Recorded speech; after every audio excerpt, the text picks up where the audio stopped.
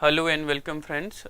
Today in this lecture we are going to discuss our next thinker, that is Mahatma Gandhi, and we will discuss from his thinking or thought first his critique of modern civilization or Hind Swaraj, and then also idea and his ideas or his dream about India from his book called India of My Dreams.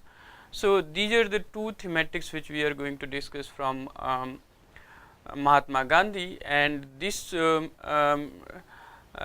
theme is divided into three lectures. So today is the first lecture of this three lecture part on Mahatma Gandhi, and we will discuss today his personal political life, intellectual influence or intellectual context or historical context in which Gandhiji was actively involved, at the same time developing some of his profound ideas which shape the politics of modern India and provided the leadership to the Congress, and also some of the key themes in his political thought like Satyagraha, non-violence, Sarvodaya, and his views on state and society. And finally, we will conclude. In the next lecture, we will discuss or focus more on his critique of modern civilization through his text Hind Swaraj, and finally in the third part of this series or third lecture we will discuss Gandhi's vision or dreams about India, and also conclude this this series by situating Gandhi and his thought in the larger context of modern Indian political thought and his response and debates to many or with many thinkers like B.R. Ambedkar, Rabindranath Tagore, etc. So that is how we are going to discuss Mahatma Gandhi and his political thought. So in this lecture we will begin with his personal political life and as well some of the key themes. So as we are aware that Mahatma Gandhi, which is also known as Mohandas Karamchand Gandhi, is regarded as the father of the nation, and all his initiatives, political activism, self-reflection, experimentation with thought, and his social reforms movements, his ultimate objective was search after truth. So for Gandhi, truth was his God, and this God or truth he wanted to find or experience through the method of non-violence or Satyagraha. And to experience or to find that truth, Gandhi equally emphasized both on the purity of means and ends. And using these ideals of truth, Satyagraha, non-violence, and putting equal emphasis on means and ends, he transformed the freedom struggle of India and turned it as a mass movement cutting across different divides based on caste, religion, class, etc. So prior to the Gandhi, Indian struggle for freedom was largely carried or led by a Western educated or English educated tiny section of Indian middle class, and Gandhi for the first time energized the masses and involved them in the struggle for freedom. So prior to that, politics is seen as a kind of a spectator for the masses to be seen from distance, and something where the middle class can only play a role for them or on behalf of them. For the first time, Gandhi instilled the belief in them to directly participate in the politics, and that can shape or transform the society and politics, and also made the freedom struggle more effective, and this he did in a unique non-violent way. These ideals remain very fundamental to his politics, to his political philosophy, and to the many initiatives he undertook during the freedom struggle. And he also provided, he was the unmatched or unrivaled leader of Indian freedom struggle from 1920s after the death of Bal Gangadhar Tilak till India attained independence in 1947. So recognizing or acknowledging this fact, Judith M. Brown writes that the single most important organizer of the numerous movements that cohered loosely as nationalist movement against imperial rule in India. So Gandhi was credited with his organizational capacity to bring together different sections of society and put forward a united front against the British rule. So this he did in a very unique way of understanding the condition and also the strength of the masses, and Gandhi in that sense transformed and made greatest contribution in the freedom struggle. And he also emphasized on the ethical and moral side of politics, and not just instrumental or a kind of very narrowly sense of doing politics for the power or accumulation of power, etc. So Gandhi in a way, when he was mobilizing the masses for the political struggle, he was also preparing them or empowering them to change social, religious or economic condition of their life, and how to lead a good life, how to lead a life which is self-ruled, or Swaraj, which is not merely a political independence but something which is more than that, when individual is himself or herself capable of governing themselves without relying to any outside forces. So Gandhi has a very multiple dimension of his thought and his political activities, and he was a crusader in so many ways. Now the Gandhi and the significance of his action and thought, or as a political leader, is not limited to India, but many of his ideals like Satyagraha or non-violence has wider audience across the globe. These ideals inspired a great many movements in modern world, such as Martin Luther King when he was organizing or leading civil rights movement in USA, or Nelson Mandela against the apartheid regime in South Africa. They were greatly influenced and inspired by the ideals of Mahatma Gandhi, and his ideals and methods remains a continuous source of inspiration for numerous protest movements and mass mobilization in contemporary world. So the significance and relevance of Gandhi was not limited or confined to the time in which he was acting or involved in political struggle, but it transcends the geographical boundary of India, and as well as the limitation of time and space, where he remains relevant even to the contemporary world as well. And many social movements or resistance movement derive their inspiration or strength from Gandhian modes of protest, Satyagraha or non-violence or fast, which is frequent in even our contemporary politics. So in Gandhi, what you also see, that apart from being an activist who is deeply and actively involved in the politics of his time, Gandhi was also a great thinker and was perhaps greatest among the first wave of anti-colonial intellectuals. So there are different ways of contesting the domination or hegemony of colonial knowledge or Orientalism, which Said calls. So the colonial production of knowledge was challenged by many thinkers, and during the first wave of anti-colonial intellectual, Gandhi was perhaps the greatest greatest thinker to articulate the damage that colonial rule do, not just to the physical or material condition of the colony, but also the intellectual or the psyche of the colonial subject. So he was countering to the psychological or the intellectual hegemony of colonial knowledge production as well. And for Anthony J. Parel, the philosophy of Gandhiji is the most significant aspect of his life, and it is due to relevance of Gandhiji's methods for India and abroad even today. Parel has recently classified his political philosophy as Pax Gandhiana.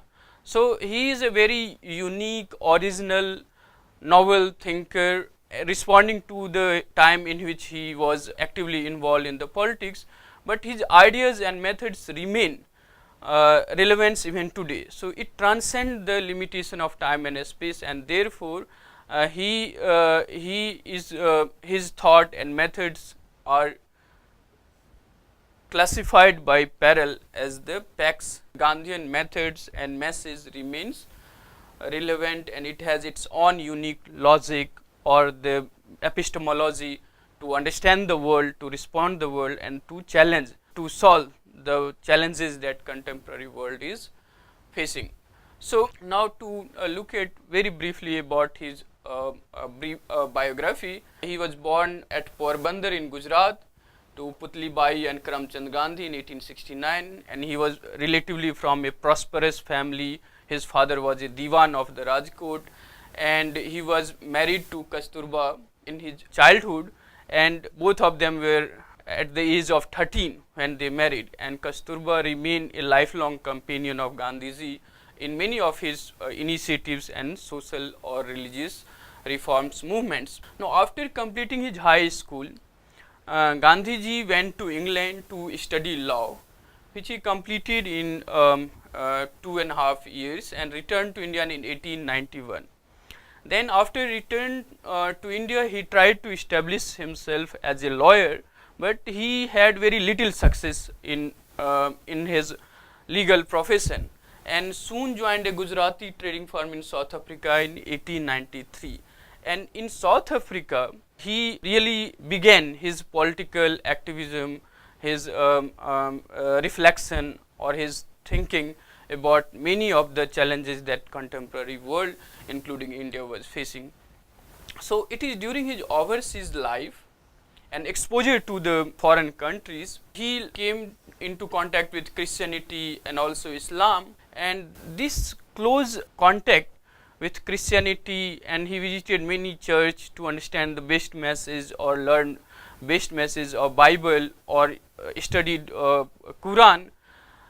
This enabled him to question dogmas of his own religion and offered an outlook to look at religion beyond particular religious tradition. So Gandhiji himself, being a deeply religious person, asserted himself as a Sanatani Hindu, yet he was not a kind of narrow fanatic or Hindu, and accommodative or understand the true meaning or true message of all religion as one and same. So through his prayers, through his various activities, he remained a deeply religious person, but define or interpret the religion in such a way which can accommodate all forms of religious worship or religious tradition. And for him, religion did not mean any specific religious creed, but a quest for ethical value, and that ethical value for him remains truth and non-violence. So search of truth, the experiment with truth, as he entitled his autobiography. So his whole life was this experiment with truth, and that he wanted to do through following not a kind of rationalistic or modern rational approach to life and to society, to politics, but he remained embedded in the religious practices or tradition of Hinduism, but interpreted it liberally and accommodated it in a way where it can accommodate different practices, different religious system as well. And for him, the task of all these religion, beyond dogmas, beyond their particularity, is to search for truth, or that truth has to be searched or experienced through the non-violence means, where the means and ends are equally significant. So unlike many scholars, like certainly utilitarians, greatest good of the greatest number, Gandhiji method was the means is as important perhaps as ends, which is contrary to the many political thinkers and leaders of his time. So this toleration or liberal interpretation of religion Gandhiji developed precisely because of his study or close engagement with the religious text of Christianity or Islam, but also the affinities with these religions during his foreign visits. It is his exposure to England and South Africa. Something crucial happens when Gandhiji, and that is the development of an all India consciousness, first and foremost over the provincial or the local identities. So if you look at the growth of or the evolution of modern Indian political thinkers or leaders, they started with their provinces, and even in provinces from their smaller local community level identities, and then they further develop into a kind of all India leader or thinker, but they remain grounded or embedded in their local provincial identities, and this remains a kind of complex with the Indian identity as such, where we simultaneously carry different kind of identities, certainly one as a provincial identity and the other as a national identity. So those trends in modern Indian selfhood or modern Indian being is very much there even in contemporary times. But for Gandhi, something really unique happened, where he developed this all India consciousness first and foremost over any other kind of local or provincial identities, be it caste, be it religion or language or any other identity. So for first and foremost, Gandhiji envisioned himself as a all Indian, then a Gujarati, then a Kathiawari, then a Baniya, and so on and so forth. And this he developed because of his engagement, because of his exposure in England or in South Africa, and most importantly in South Africa, with different communities from Christian to Tamil to various communities settled in South Africa, their different backgrounds, that helped Gandhiji to develop this all India consciousness, which becomes a kind of strength or a kind of different approach in his political activities. And and the other side of his life was that, unlike many modern Indian thinkers, Gandhiji started his political activism and experimented with truth in South Africa, and he established an ashram there, Tolstoy Ashram, which soon became the center of his numerous social, religious and political reforms movement. And he first experimented with the non-violence method of political protest in South Africa against the discriminatory policies of colonial government. There he led and motivated the Indian settlers to fight for their right and dignity, and for this purpose he mobilized the public opinion in India as well. So Gandhi's political activity started in South Africa, and here there is a kind of criticism of Gandhi also, because of his involvement in Boer War and sided with the British. And here in the racial hierarchy of the colonial white settlers, Indians and the indigenous population, he wanted some kind of better treatment or treatment to the Indians, which is criticized by within the racial hierarchy, he wanted Indians to be given some more preferential status, but not really question the very basis of racial hierarchy also, which of course later he evolved. And in Gandhi also there is a kind of, and he himself quoted many times, that the contradictory things, Gandhi himself was a reflective person, constantly questioning his own beliefs, his own ideas, his own dogmas. And we have discussed during Rabindranath Tagore and Gandhi debate how some of his irrational or superstitions led to Tagore criticize many of the statement of Mahatma Gandhi. So in South Africa also we find him not really questioning the very basis of racial hierarchy, but to fight for the discriminatory practices, fight against the discriminatory practices of colonial rule against the Indian settlers there. But nonetheless, many of his thoughts and ideas were articulated and developed during this phase of Gandhiji political activism. And for this, he not only mobilized the Indian settlers in South Africa, but also came to India and mobilized the public opinion in the support of Indians and their struggle in South Africa.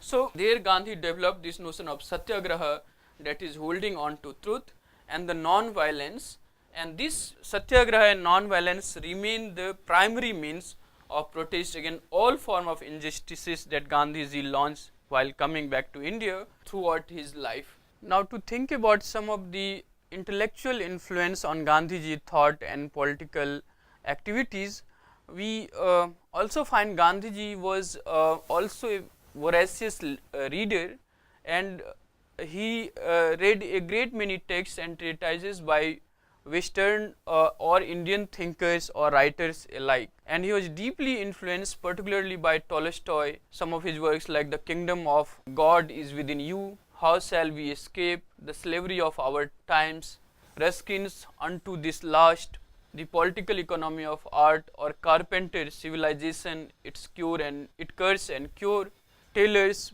Fallacy of Speed, Henry David Thoreau's Principle of Civil Disobedience, and the Satyagraha non-violence method to a great extent is influenced by this principle of civil disobedience, life without principle. And he learned the many, besides these texts, he also learned a great many Indian texts or treatises as well, and the many-sidedness of the truth. So truth for him is one, and it's absolute, but our knowledge of that truth, our experience of that truth is not complete, it's not absolute, it's relative. Now that remains a kind of Gandhiji search for realizing or experiencing the truth in its totality. So this idea of the many-sidedness of the truth he learned from his Gujarati Jain mystic and diamond merchant named Ravji Bhai Mehta. Similarly, he also read Gita, Tulsi's Ramcharitmanas, Upanishads, Patanjali's Yoga Sutras, and Gita for him remained the most profound and most cherished text, and he wrote his own interpretation to it and gave it a liberal interpretation, a kind of message to act in the political life in a non-violent manner. So about Gita, there is a kind of dichotomy or contradiction in its interpretation. For many scholars and thinkers, Gita is a text which sanctions violence for the noble cause, but Gandhi gave it a altogether non-violent interpretation and derived a lot of inspiration and strength from this text Gita, and especially this idea of sthiti pragya, that is the man of steady mind and steady wisdom, which is the ideal person for Gandhiji, he derived from Gita. And in many of his argument or responses to various political opponents or political challenges, he remained very adamant, very firm to what he believed or what he was convinced of, even when he faced a lot of criticism even from his contemporaries also. So for Gandhi, the conviction in truth or belief in non-violence or satyagraha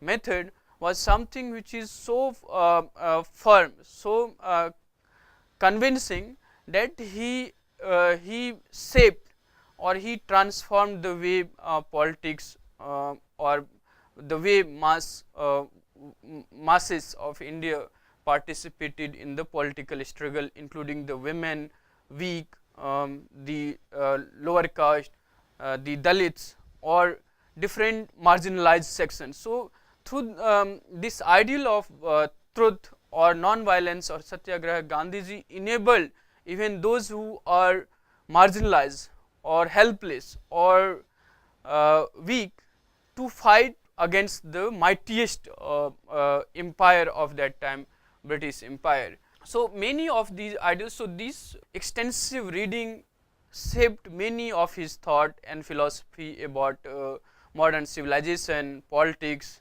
religion, the masses, the form of a state or the ideal of a state, the ideal of society or man.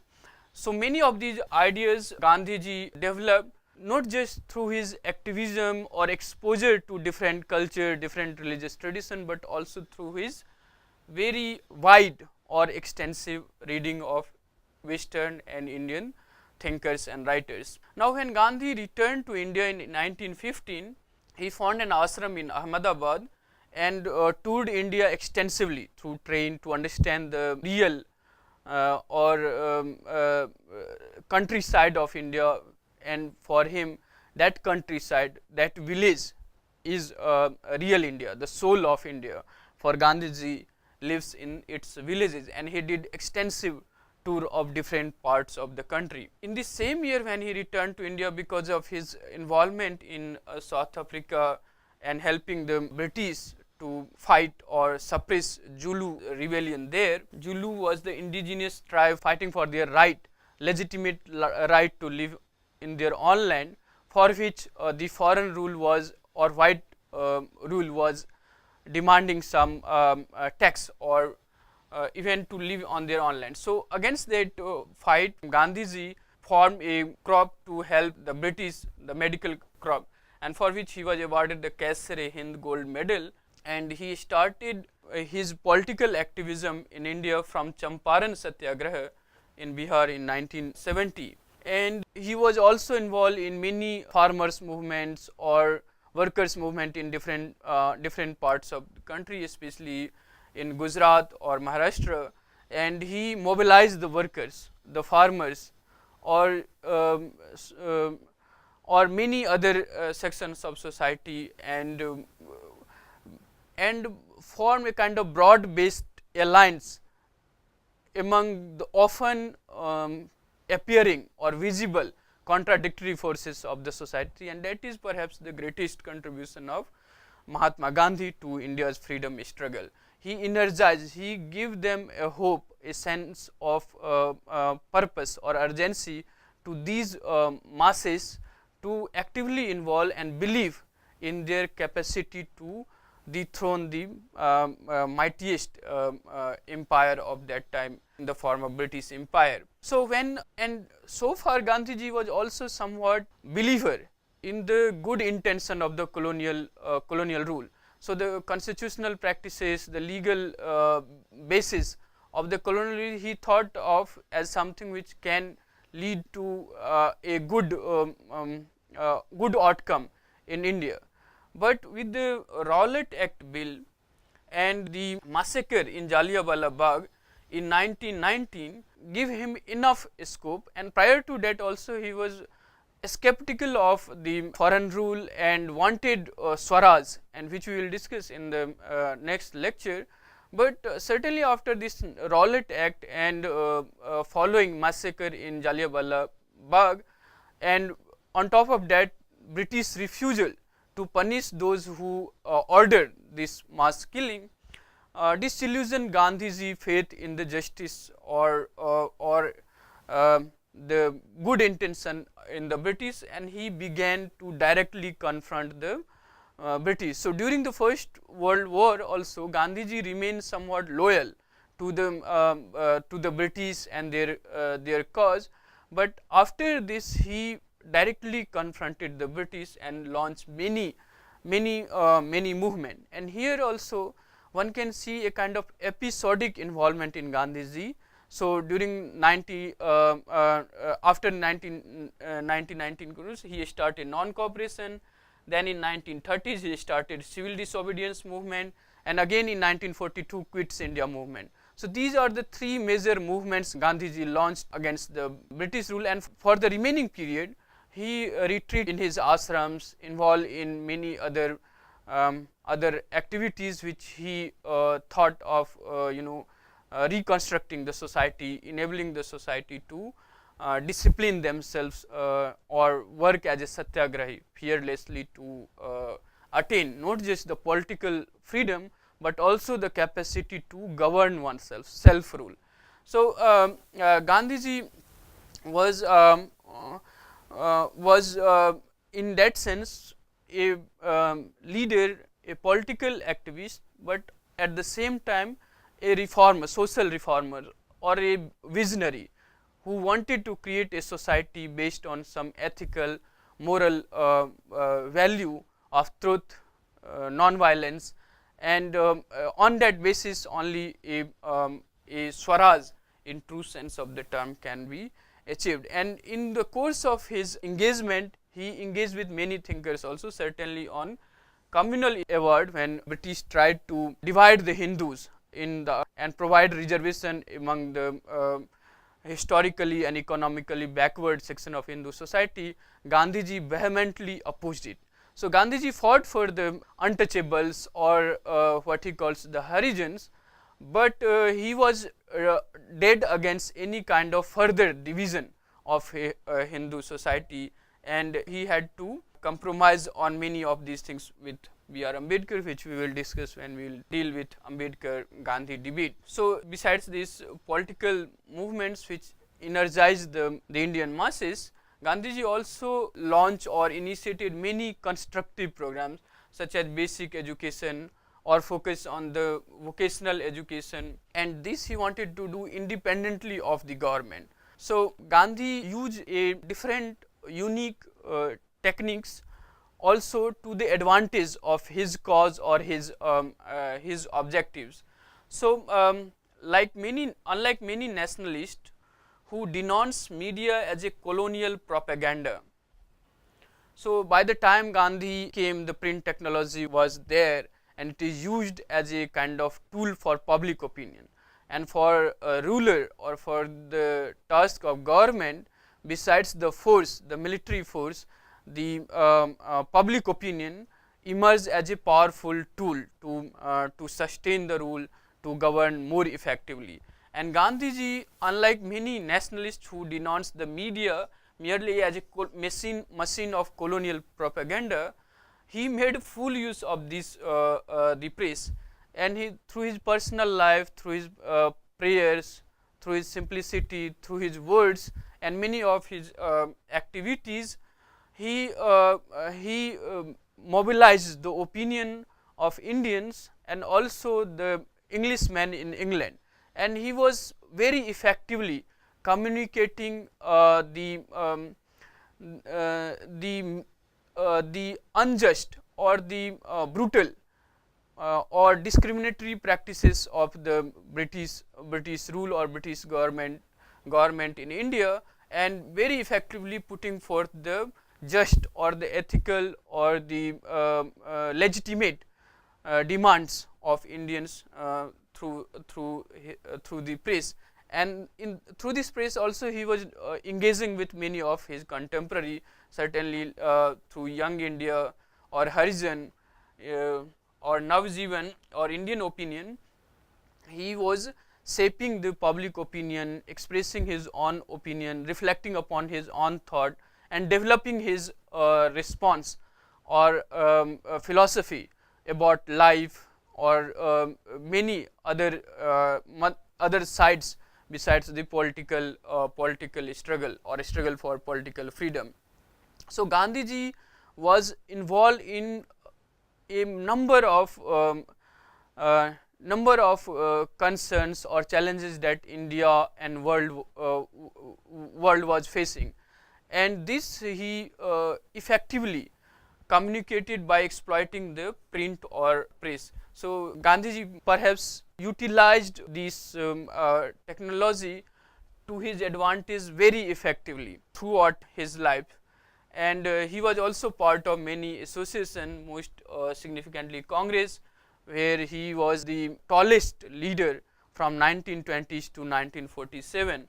Besides that, he was also associated with many organizations such as All India Spinners Association or All India Village Industries Association. Now in his political techniques or tools, he combined the methods of protest with moderate methods of protest with the mobilization of masses.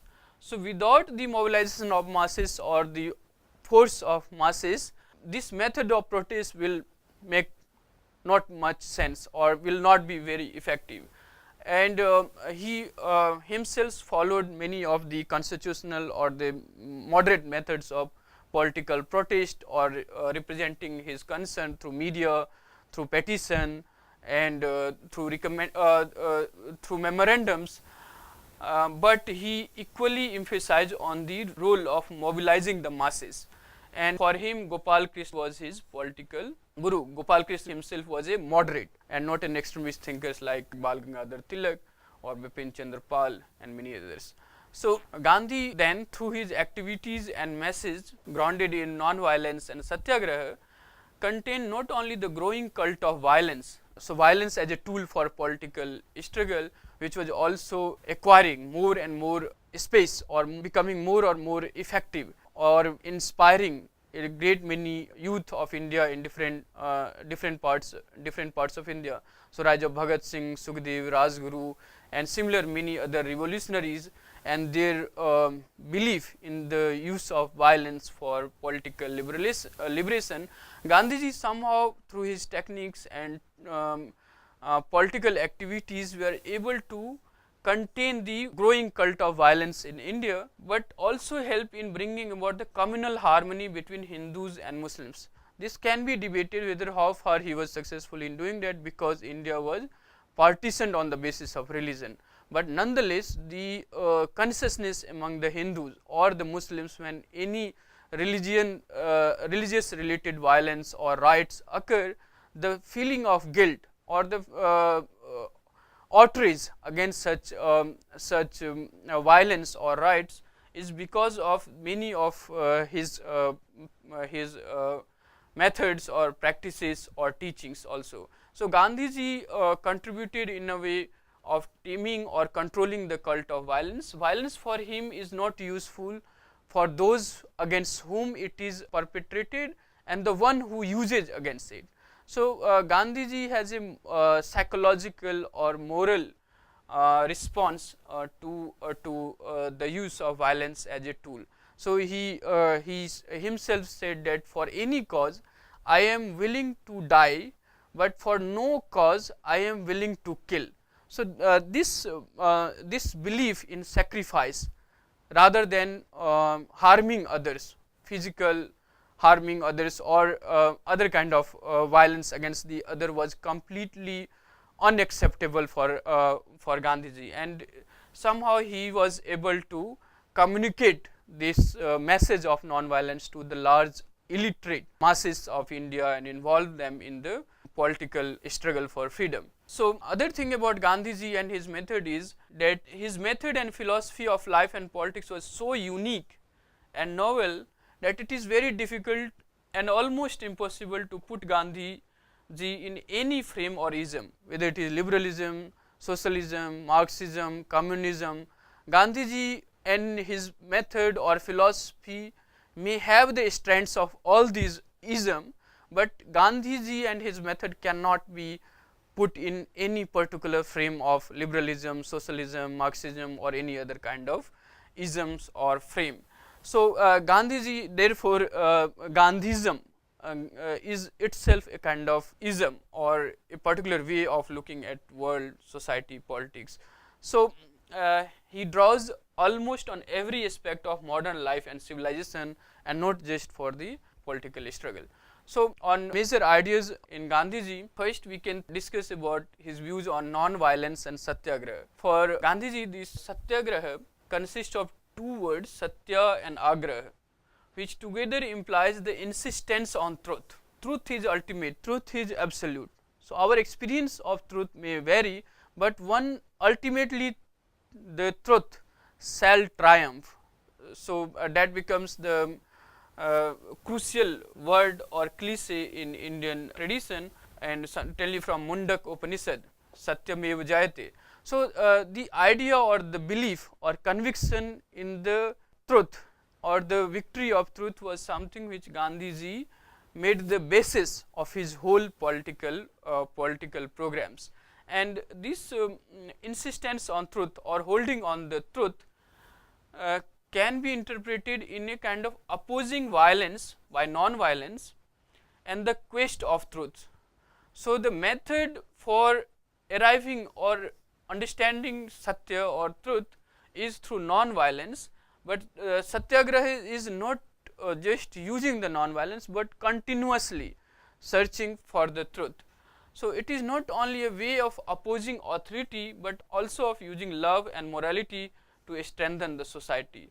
So the violence can do harm to those against whom it is perpetrated and the one who is perpetrating, but the non-violence, the value of truth in Gandhiji scheme of political program can harm no one and ultimately lead to a more compassionate society full of love and ethical lives.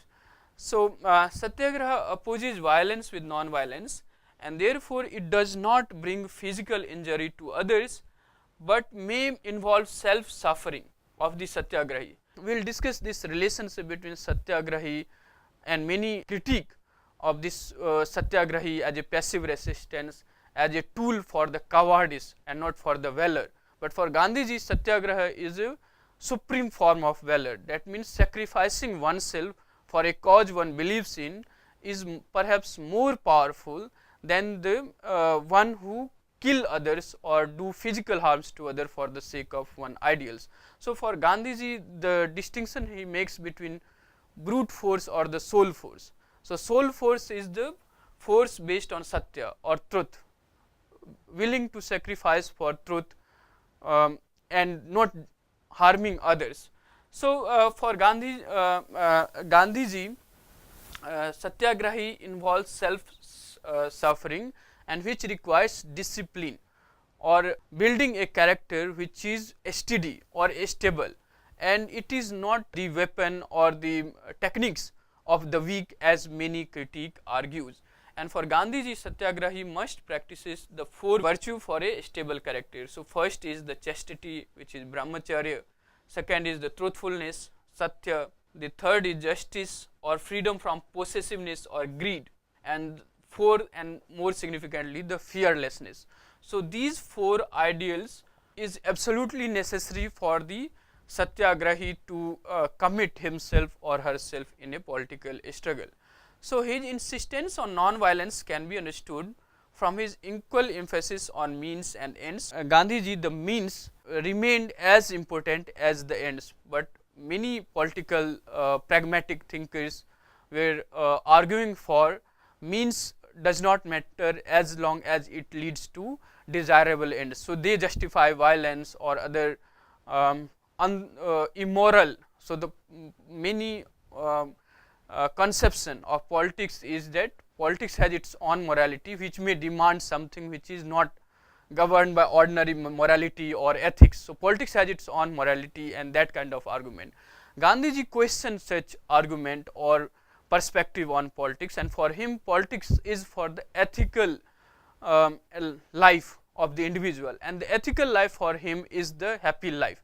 So happy life devoid of ethics or politics is simply irreconcilable thought in Gandhiji perspectives, and therefore he thought of non-violence as something which should focus both on the purity of means as well as an ends.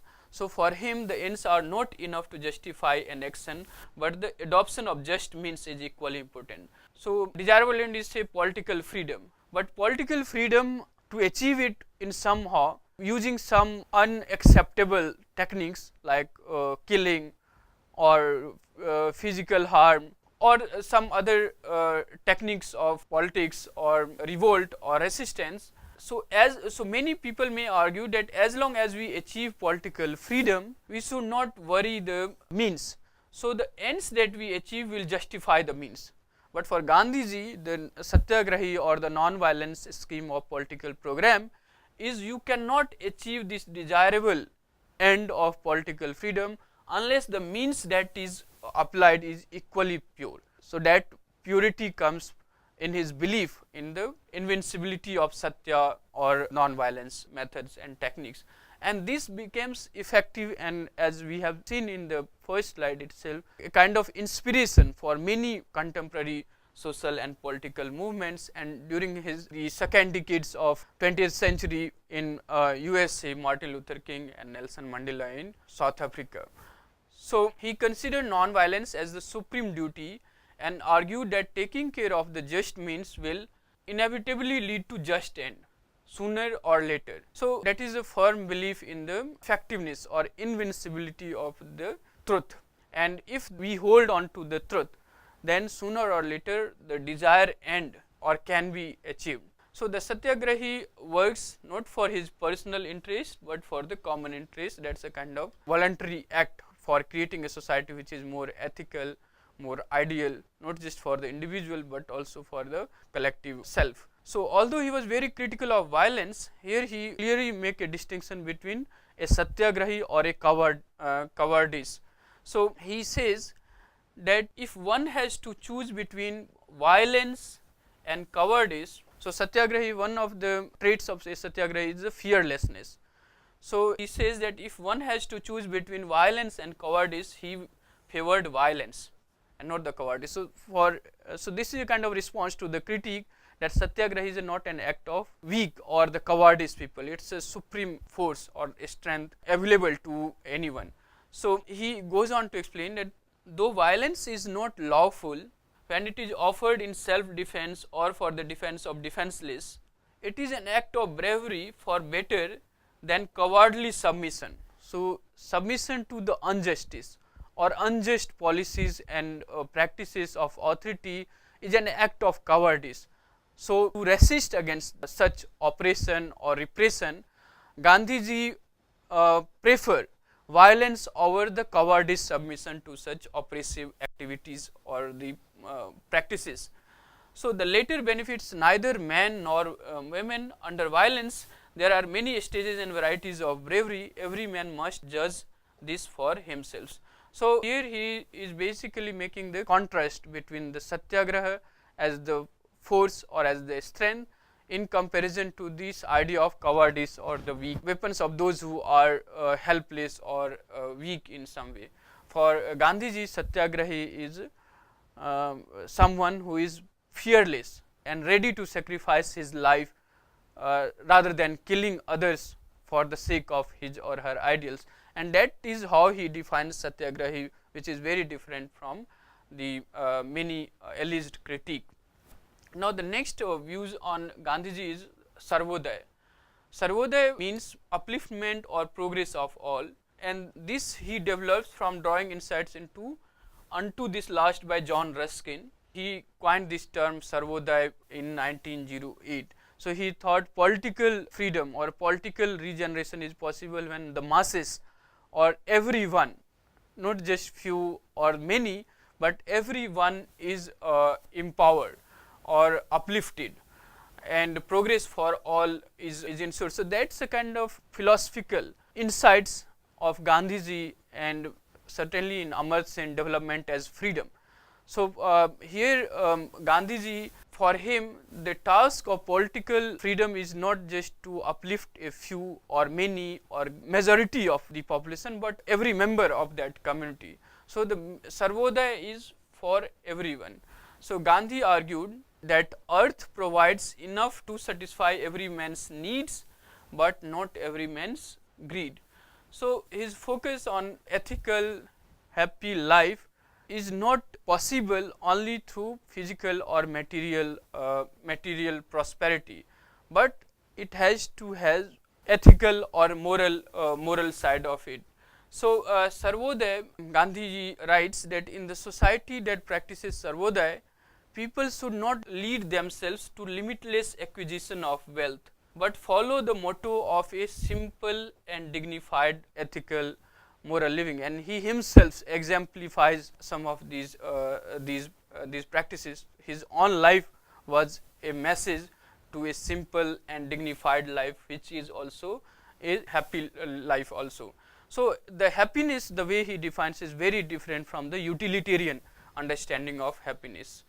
So, and his idea of trusteeship, those who acquire a lot of wealth and possess a lot of wealth, they should consider themselves as a trustee of those who are not so privileged or not so so prosperous, and they should help them in meeting their material or economical needs to create a more ethical society. So if anyone has access in property, he should treat it as a trust and work as a trustee towards the welfare of the underprivileged, or in other ways everyone else. So Gandhi developed the ideal of Sarvodaya as a means to achieve an egalitarian. So the tenets of socialism is also there, but it was not limited to the economic upliftment of the poor. He considered inequality as a cause of demoralization of the rich also. And by practicing trusteeship, thus the rich may choose to walk on the path of ethical development. By this, he did not mean a life of subsistence living. What he insisted is that the basic daily necessities of the poor needs to be fulfilled before the luxuries of the rich. So, in other words, Gandhi emphasized the Sarvodaya in these words, that a votary of ahimsa cannot subscribe to the utilitarian formula of the greatest good of the greatest number. He will strive for the greatest good of all and die in the attempt to realize the ideal. So the task of upliftment or progress is not complete unless the progress and upliftment of all and not few or many or the greatest number is achieved, as argued in the utilitarian philosophy. So Gandhian ideal of Swaraj remains a very powerful political or philosophical intervention in shaping many of the government practices and policy of post-independent India. So now if we discuss on Gandhiji's views on state and society, Gandhiji was very skeptical or critical of the power or the violence that is accumulated in an instrumental form of a state or the political form of a state devoid of soul force. So a state for Gandhiji is a representation of concentrated form of violence, and he regarded it as a soulless machine which crushes, which suppresses the individual autonomy or freedom to exercise his will or his convictions. So he criticized the concentration of power in the hands of states, since he thought it inimical to the individual freedom and preferred a state limited to maintaining law and order. So minimalist state is what Gandhiji has argued, and this comes as a kind of liberal strand in his thought. And he wrote, "I look upon an increase in the power of the state with the greatest fear, because although while apparently doing good by minimizing exploitation, it does the greatest harm to the mankind by destroying individuality." And individuality for Gandhiji is at the root of all progress. So state and its concentration of power in the state suppresses that individuality which is at the root of all human progress, and therefore Gandhiji was critical of a powerful instrumentalist state which accumulate a lot of violence or power of violence. So while he was very skeptical of the political form of the state, he argued for a spiritualized self-regulatory society. So this comes with the self-regulation, and the idea of Swaraj is that why more broader than merely a political freedom, and that is why the idea of Swaraj is more than the attainment of political freedom and incorporates in Dalton's world a spiritual liberation through a fundamental change in each individual's moral perception. So political power means the capacity to regulate material life through national representatives. If national life becomes so perfect as to become self-regulated, no representation becomes necessary. There is then a state of enlightened anarchy, and therefore the Gandhi is also considered as an anarchist philosopher. So in such a state, everyone is own ruler if one is governed by himself or herself. So he rules himself in such a manner that he is never a hindrance to his neighbor. In the ideal state, therefore, there is no political power because there is no state. Gandhiji conception of Swaraj is so broader, which dismantle, which makes the whole existence of a state unrequired or uncalled for self-regulation. So, rule by selfless individuals symbolizes the ideal state for Gandhiji, which comes out in his admiration for Ram Raj. And in explaining this Ram Raj, V.R. Mehta argued that it had both political, economic and moral implication. Politically, it implied the removal of the control of British army. Morally, it implied the absence of any armed forces or brute forces, even the national army. And economically, it meant freedom from both the British capitalists and their Indian counterparts. So, Gandhian ideal of Ram Raj is more than political. It includes ethical and moral dimensions as well for the progress of each and all, and not just few, many, and the greatest number. However, Gandhiji was very aware of the limitation in establishing the Ram Raj in near future. So, he argued for the state that governs the least and giving maximum power and autonomy to the individual, to the village, and from the bottom up rather than top down model of governance. So, he argued for autonomous bodies of decentralized nature was the means for attaining such a state, and therefore, he was the ardent supporter of Panchayati Raj. So, Panchayati Raj system that we have in Constitution Article 40 and now 73rd and 74th Amendment Act derive its legitimacy from the Gandhian ideal of decentralized democracy or Swaraj.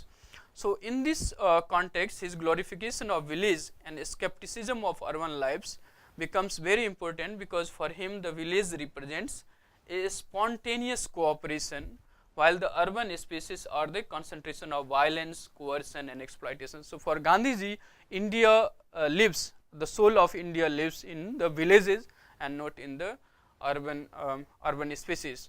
So, he emphasized on the importance of self-sustainability of the villages, but he did not negate the need of integrity and cooperation among the villages. So, this quotation in Gandhiji truly summarizes his philosophy of individual, community and the interrelationship between the two, which is in tune with Aurobindo's thought about individual and community as well.